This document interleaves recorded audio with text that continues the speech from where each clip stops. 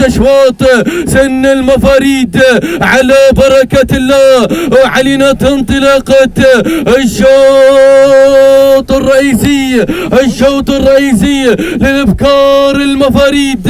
هنالك 2 كيلومترات هي رحلتي، هذه الاسماء وهذه الشعارات المنطلقة والخطيرة المثيرة والتاريخية.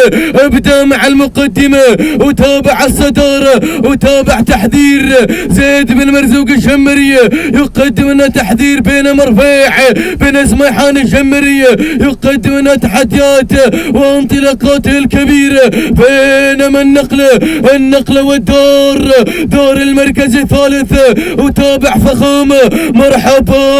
مرحبا يا فخامة.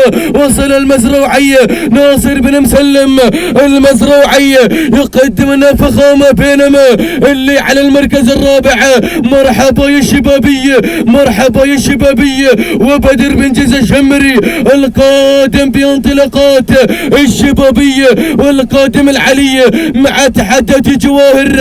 هنالك تحديات انطلاقات العلية محمد بن فرحان العلية، وكذا متابعين في كل مكان، ويا ان يرى اسمان قادمة، ويا ان يرى اسمان خطيرة كبيرة مثيرة.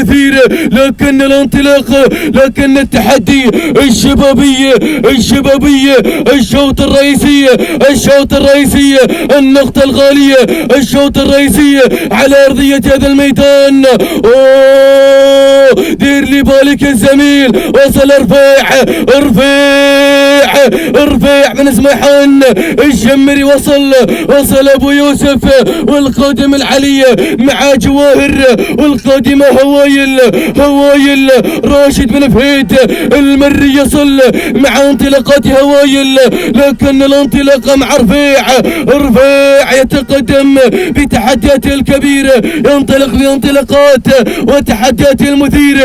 500 متر الخطيرة، الاسماء القادمة، الاسماء الحاضرة، وصلت في هذه اللحظات. ولكن